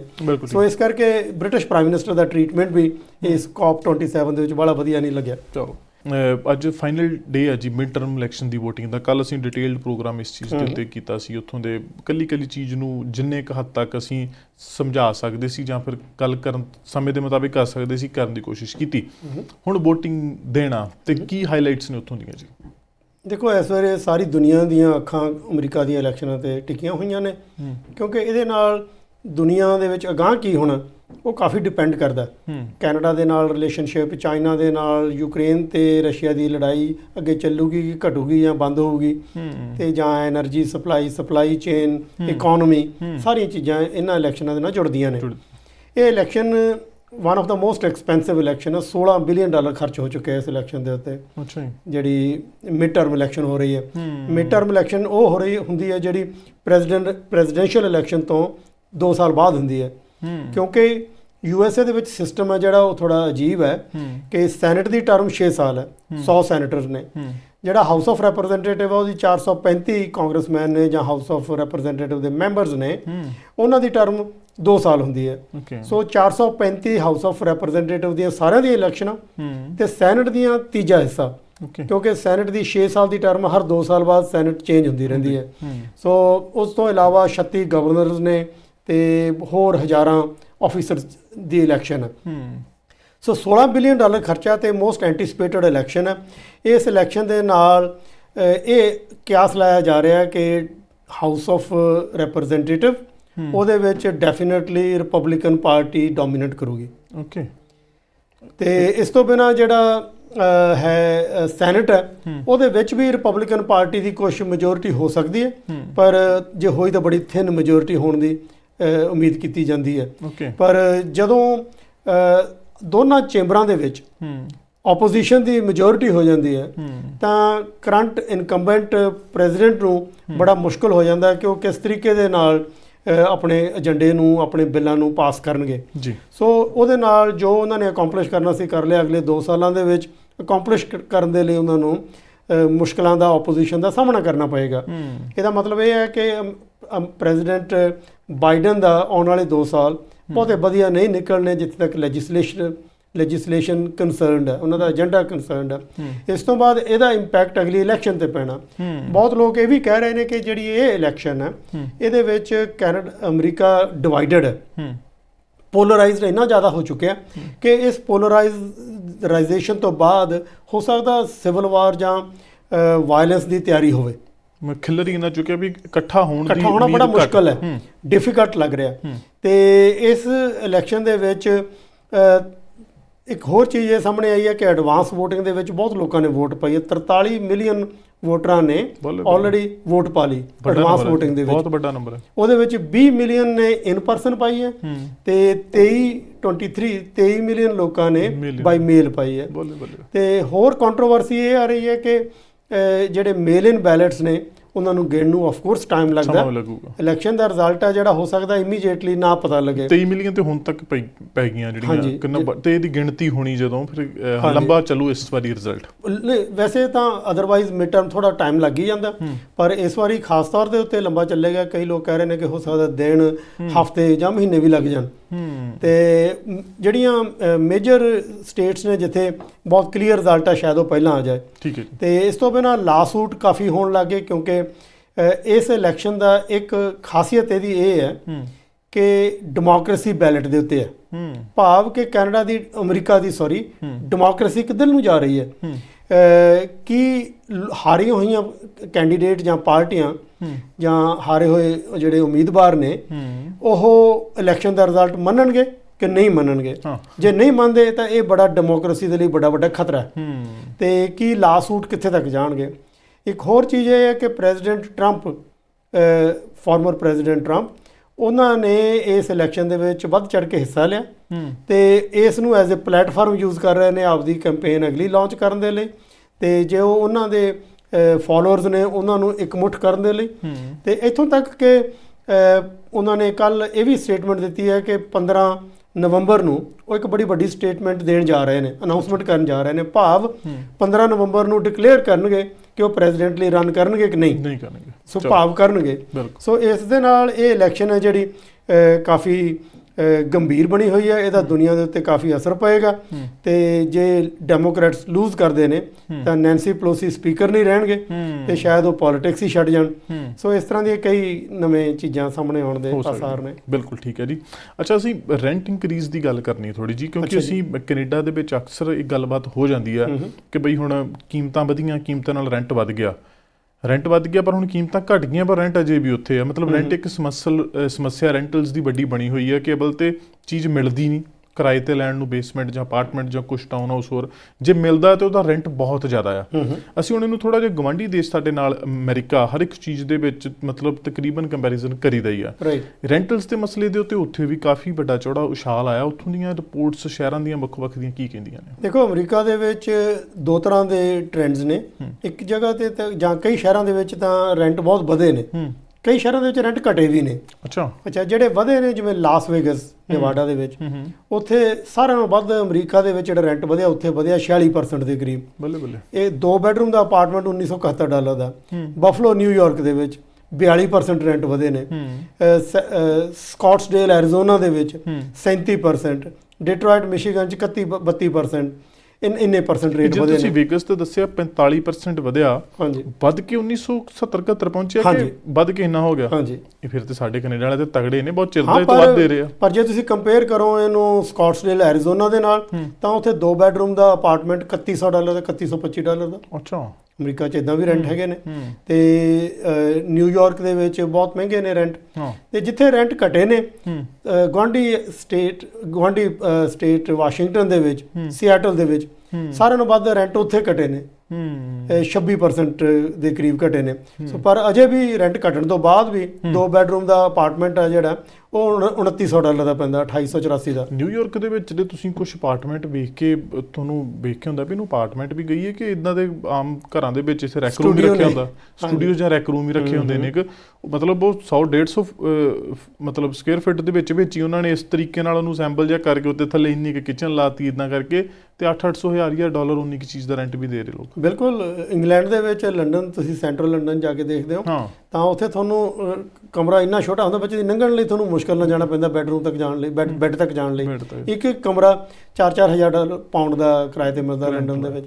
ਸੋ ਜਿਹੜੇ ਅਮਰੀਕਾ ਦੇ ਵਿੱਚ ਰੈਂਟ ਘਟੇ ਨੇ, ਹੈਰਾਨੀ ਦੀ ਗੱਲ ਹੈ ਕਿ ਸਿਆਟਲ ਦੇ ਵਿੱਚ ਘਟਿਆ ਤੇ ਮਾਇਆਮੀ ਦੇ ਵਿੱਚ ਵੀ ਘਟੇ ਨੇ। ਮਿਆਮੀ ਦੇ ਵਿੱਚ ਇਹ ਤਕਰੀਬਨ 20% ਘਟੇ ਨੇ ਪਰ ਅਜੇ ਵੀ ਉੱਥੇ 2400 ਦੇ ਕਰੀਬ ਰੈਂਟ ਹੈ। ਫਿਲਾਡੈਲਫੀਆ ਦੇ ਵਿੱਚ 20% ਘਟਣ ਦੇ ਬਾਅਦ ਵੀ 24% ਹੈ। ਸੈਨ ਹੋਜ਼ੇ 15% ਘਟਣ ਦੇ ਬਾਅਦ ਵੀ 3000 ਤੋਂ ਉੱਤੇ ਰੈਂਟ ਹੈ। ਸੋ ਜਿਹੜੇ ਸਟੂਡੈਂਟ ਆਉਂਦੇ ਨੇ, ਪੜ੍ਹਨ ਆਉਂਦੇ ਨੇ, ਉਹਨਾਂ ਨੂੰ ਕਿੰਨੀ ਵੱਡੀ ਤਕਲੀਫ ਆਈ ਨੇ। ਹਾਈ ਰੈਂਟਸ ਜਿੰਨਾ ਰੱਸੇ ਸਾਰਾ 2 ਬੈਡਰੂਮ ਦਾ ਹੀ ਹੈ ਨਾ? 2 ਬੈਡਰੂਮ ਦਾ ਸਾਰਾ। ਮਤਲਬ ਇਹਦਾ ਉਸ ਤੇ ਇਹ ਕਿੰਨਾ ਕੁ ਪੁਰਾਣਾ ਸਟੈਟਸ ਆ ਜੀ? ਇਹ ਕੱਲ ਦੀ ਖਬਰ ਹੈ ਜੀ, ਅੱਜ ਕੱਲ ਦੀ ਹੈ। ਹਾਂਜੀ, ਚਲੋ ਇਹ ਤਾਜ਼ੀ ਜਾਣਕਾਰੀ। ਅੱਛਾ, ਆਖਰੀ ਇੱਕ ਗੱਲ ਹੋਰ ਕਰਕੇ ਆਪਾਂ ਫਿਰ ਸਮਾਪਤੀ ਕਰਨੀ। ਓਕੇ। ਰੈਂਟ ਇੰਕਰੀਜ਼ ਤੋਂ ਬਾਅਦ ਅਸੀਂ ਹੁਣ ਵੇਖੋ, ਅਸੀਂ ਕਈ ਵਾਰੀ ਨਾ ਕਿਸਮਤ ਦੀਆਂ ਬਹੁਤ ਗੱਲਾਂ ਕਰੀਦੀਆਂ ਕਿ ਬਈ ਕੋਈ ਵੀ ਗੱਲ ਕਰਕੇ ਬਾਕੀ ਭਾਗ ਕਿਸਮਤ ਤੇ ਆ ਗਿਆ ਨਾ, ਬਾਕੀ ਤੇਰੇ ਭਾਗ ਆ, ਬਾਕੀ ਤੇਰਾ ਲੱਕ ਆ, ਜਿੱਦਾਂ ਵੀ ਉਹਨੂੰ ਬੰਦਾ ਸਮਝ ਸਕਦਾ ਸਮਝ ਲੈਂਦਾ। ਪਰ ਹੁਣ ਲੋਟਰੀ ਇੱਕ ਐਸੀ ਵੱਡੀ ਚੀਜ਼ ਆ ਜਾਂਦੀ ਹੈ ਵੀ ਸਾਰੇ ਦੇਸ਼ ਵਾਸੀਆਂ ਦਾ ਧਿਆਨ ਜ਼ਰੂਰ ਹੁੰਦਾ, ਚਾਹੇ ਕੋਈ ਮੰਨੇ ਚਾਹੇ ਨਾ ਮੰਨੇ, ਪਾਉਂਦਾ ਹਰ ਕੋਈ ਜਾ ਕੇ ਲੁਕ ਛੁਪ ਕੇ ਹੁੰਦਾ ਹੀ ਹੈਗਾ ਹੀ ਆ। ਤੇ ਅਮਰੀਕਾ ਦੇ ਵਿੱਚ ਇੱਕ ਲੇਡੀ ਦੀ 2 ਵਾਰੀ ਲਾਟਰੀ ਨਿਕਲ ਆਈ, ਉਹ ਵੀ ਇੱਕ ਹਫ਼ਤੇ ਦੇ ਵਿੱਚ ਜੀ, ਇਹ ਕਿੱਦਾਂ ਹੋ ਗਿਆ? ਦੇਖੋ, ਵੈਸੇ ਤਾਂ ਵੱਡੀ ਖਬਰ ਇਹ ਸੀਗੀ ਕਿ ਪਿਛਲੇ ਹਫ਼ਤੇ ਅਮਰੀਕਾ ਦੇ ਵਿੱਚ ਬਹੁਤ ਵੱਡੀ ਲਾਟਰੀ ਸੀ। 1.6 ਮਿਲੀਅਨ, ਕੋਈ ਨਹੀਂ ਜੇਤੂ ਹੋਇਆ। 1.6 ਬਿਲੀਅਨ 1.6 ਬਿਲੀਅਨ ਸੌਰੀ, ਕੋਈ ਜੇਤੂ ਨਹੀਂ ਹੋਇਆ। ਫਿਰ ਅਗਲੇ ਦਿਨ ਅਗਲੇ ਡਰਾਅ ਦੇ ਵਿੱਚ 1.7 ਬਿਲੀਅਨ ਡਾਲਰ ਬਣ ਗਈ ਤੇ ਫਿਰ ਸ਼ਾਇਦ ਕੋਈ ਵਿਨ ਕੀਤਾ। ਤੇ ਪਰ ਇੱਕ ਹੋਰ ਛੋਟੀਆਂ ਲਾਟਰੀਆਂ ਸੀ। ਇੱਕ ਔਰਤ ਆ 70 ਸਾਲਾਂ ਦੀ, ਉਹਨੇ ਕੀ ਕੀਤਾ ਕਿ ਡੈਲਵਾਰ ਸਟੇਟ ਦੇ ਵਿੱਚ ਉਹਨੇ ਇੱਕ ਟਿਕਟ ਕਿਤੇ ਬਾਈ ਕਰ ਲਿਆ ਤੇ ਉਹਦੀ ਲਾਟਰੀ ਨਿਕਲ ਆਈ 1 ਲੱਖ ਡਾਲਰ ਦੀ। ਜਦੋਂ ਉਹ ਪੈਸੇ ਲੈਣ ਗਈ 1 ਲੱਖ ਡਾਲਰ ਲਿਆ ਕੇ ਤਾਂ ਸੈਲੀਬ੍ਰੇਟ ਕਰ ਰਹੀ ਸੀ, ਉਹਨੇ 3 ਟਿਕਟਾਂ ਹੋਰ ਬਾਈ ਕਰ ਲਈਆਂ ਰਸਤੇ 'ਚ, ਤੇ ਤਿੰਨਾਂ ਦੇ ਵਿੱਚੋਂ ਇੱਕ 'ਚ ਹੋਰ ਲਾਟਰੀ ਨਿਕਲੀ ਆਈ 4 ਲੱਖ ਡਾਲਰ ਦੀ। ਸੋ ਉਹ ਔਰਤ ਨੇ ਮਤਲਬ ਇੱਕ ਲਾਟਰੀ ਦਾ ਪਹਿਲਾਂ ਨਿਕਲੀ, ਉਸ ਤੋਂ ਬਾਅਦ 3 ਟਿਕਟਾਂ 'ਚ ਇੱਕ ਹੋਰ ਨਿਕਲ ਆਈ। ਸੋ 4 ਲੱਖ ਡਾਲਰ ਦੀ ਉਹਨੂੰ ਉਹਦੇ 2 ਹਫ਼ਤਿਆਂ 'ਚ ਲਾਟਰੀ ਨਿਕਲੀ। ਪੁੱਠੀਆਂ ਬਾਜ਼ੀਆਂ ਮਾਰਦੀ ਘਰੇ ਜਾਂਦੀ ਹੋਣੀ। ਹਾਂਜੀ, ਕਹਿੰਦੇ ਹੁੰਦੇ ਨੇ ਕਿ ਦੁਨੀਆ 'ਚ ਬੰਦਾ 3 ਤਰੀਕਿਆਂ ਨਾਲ ਅਮੀਰ ਹੋ ਸਕਦਾ। ਇੱਕ ਤਾਂ ਮਿਹਨਤ ਕਰਕੇ, ਪੜ੍ਹ ਲਿਖ ਕੇ, ਜਿਹੜਾ ਸਾਰੀ ਦੁਨੀਆ ਕਰਦੀ ਹੈ। ਇੱਕ ਅਮੀਰ ਘਰਾਣੇ 'ਚ ਜਨਮ ਲੈ ਕੇ, ਜਿਹੜਾ ਆਪਦੇ ਹੱਥ 'ਚ ਨਹੀਂ। ਤੇ ਤੀਸਰਾ ਕਿ ਤੁਸੀਂ ਕੋਈ ਲਾਟਰੀ ਜਿੱਤ ਜਾਓ, ਉਹਦੇ ਵੀ ਕੋਈ ਚਾਂਸ ਨਹੀਂ ਹੈ। ਉਹ ਵੀ ਚਾਂਸ ਤੇ ਡਿਪੈਂਡ ਕਰਦਾ। ਆਪਣੇ ਹੱਥ ਮਿਹਨਤ ਵਾਲਾ ਤਰੀਕਾ ਹੀ ਅਮੀਰ ਹੋਣ ਲਈ ਵਧੀਆ ਰਹਿੰਦਾ। ਚਲੋ, ਬਹੁਤ ਧੰਨਵਾਦ ਜੀ। ਸਤਿ ਸ਼੍ਰੀ ਅਕਾਲ। ਸੋ ਅੱਜ ਦੇ ਇਸ ਪ੍ਰੋਗਰਾਮ 'ਚ ਸਾਡੇ ਵੱਲੋਂ ਇੰਨਾ ਜੀ। ਹੁਣ ਸਾਨੂੰ ਦਿਵਾ ਗਿਆ, ਤੁਸੀਂ ਦੇਖ ਰਹੇ ਹੋ ਪ੍ਰਾਈਮ ਏਸ਼ੀਆ TV, ਤੁਹਾਡਾ ਆਪਣਾ, ਤੁਹਾਡੇ ਲਈ।